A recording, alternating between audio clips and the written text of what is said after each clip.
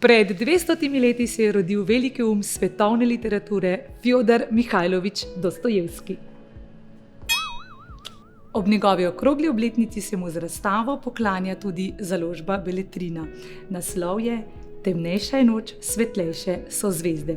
Hkrati pa tudi sama praznuje 25. obletnico izdaje zbirke Beletrina. Drage bralke in bralci, povabim vas na virtualni ogled razstave.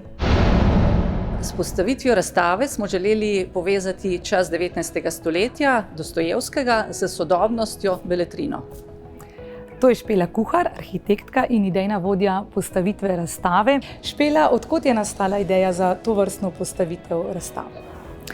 Koncept razstave smo naredili skupaj z Alešem Štegrom, Evo Prenk Bogataj, Lukom Mancinijem in jaz sem prispevala ta arhitekturni del. In potem sem poskušala te ideje, ki so se porajale, pretvoriti v prostor. In nastala sta dva prostora. Enega vidimo tukaj za nami, je sodobni prostor, v katerem je predstavljena Beletrina, 25 let. Recimo tukaj so vse knjige, 532 knjig, potem smo tudi na stene dali kot plakate, kot umetniška dela, naslovnice iz knjig in s tem tudi poudarili to prizadevanje Beletrine, ki se trudi, da so knjige tudi zelo lepo oblikovane. Za nami je 532 tiskanih knjig v zbirki Beletrina, ki jih boste, če ste pridni bralci, prebrali v 7 letih. To pomeni 1 na teden.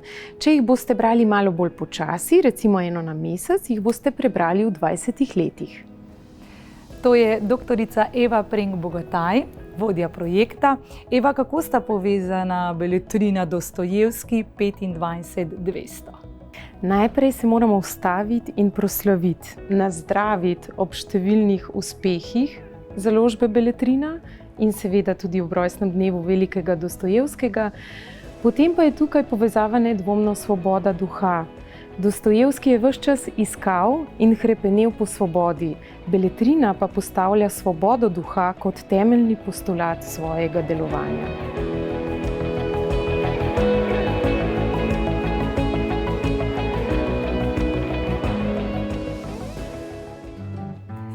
Zdaj smo pri Dostojevskih. Takole nekako bi izgledala njegova soba oziroma pisarna. Zdaj smo v dnevni sobi iz tistega časa. Tale miza je gotovo premajhna. Njegova miza bi bila bolj neurejena, napolnjena z raznimi zapiski, knjigami, pismi in ostalimi predmeti. Navdih za ta prostor je prišel iz Sankt Petersburga, kjer je muzej o Dostojevskem. Tam sta dva prostora zelo lepa in potem smo se dogovorili z Antiko Ferjan, da so posodili to pohištvo iz 19. stoletja, ki nekako poustvarja ta čas. Tisto, kar imaš zelo rad, že vsebuje bolečino odhoda. Mojca Komerdej. Vse poti so večno stare, vsak korak je večno nov. Kaj je Tanković?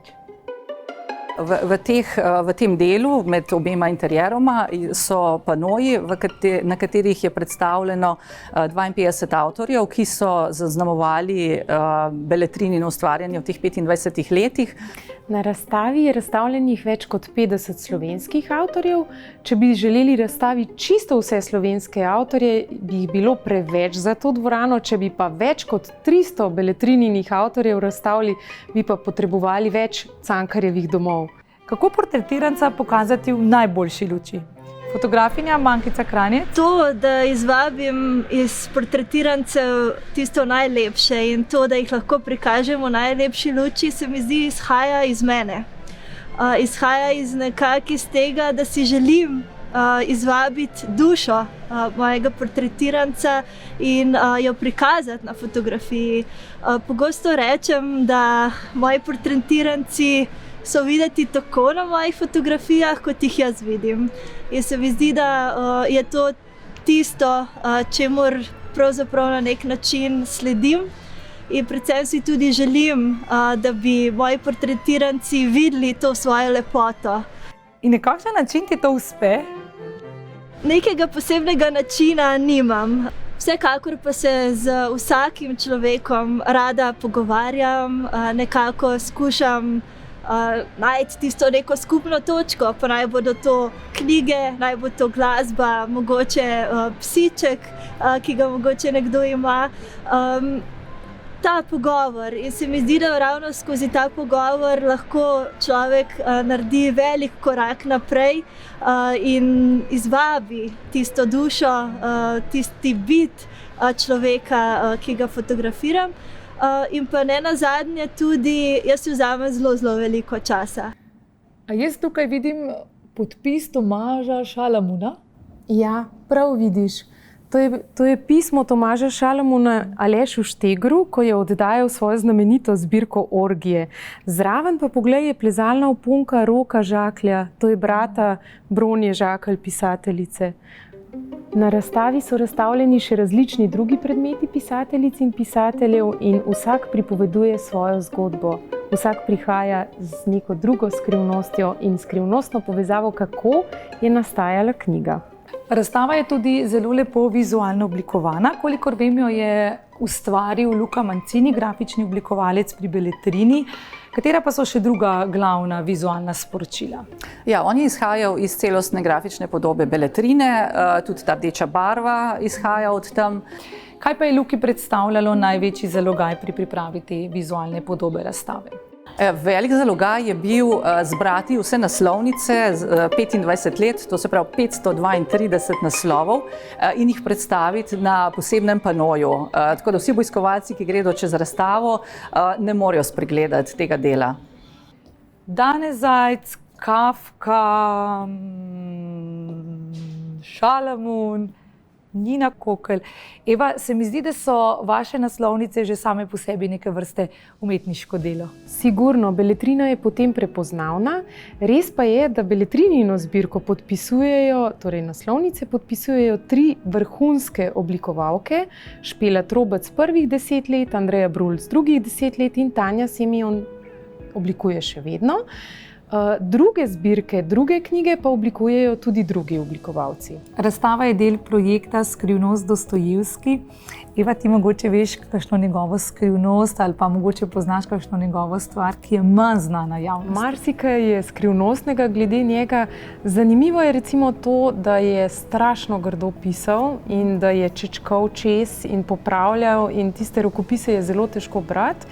In ob teh zapiskih je vedno risal. Te risbice so pa zelo lepe. Jih hranijo po različnih muzejih. Manj znane stvari so pricurljale na dan, predvsem, ko so začeli objavljati njegove dnevnike, njegova pisma in takrat se je celoten njegov opus postavil na glavo. Namreč tisti, ki smo mislili, da vse vemo, da smo že vse prebrali, smo skozi dnevnike, in to je objavila tudi Beletrina, spoznali, da pravzaprav zelo malo vemo. Draga Eva, pokazali sva le drobce te razstave. Kolikor vem, si želite, da bi ta razstava potovala po celem svetu? Najmanj, kar je, vsi ti avtorji morajo na pot. Začeli bomo s Slovenijo, upamo, da bo razstava prepotovala vsa slovenska mesta. Mislim, da je prav, da zaključiva z eno njegovo mislijo. Zakaj ljudje tako malo vedo in zakaj, kot da bi se zakleli, sploh ne berejo? Ne utegnejo ali kaj?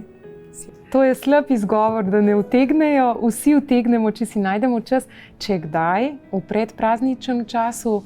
In upam, da boste, dragi bralke, dragi bralci, nakupili kar največ najlepših daril, čudovitih knjig, ki jih za vas pripravljamo tako oblikovalci, avtorji, prevajalci, uredniki in vsa založba Beletrina, ki stoji za temi čudovitimi knjigami.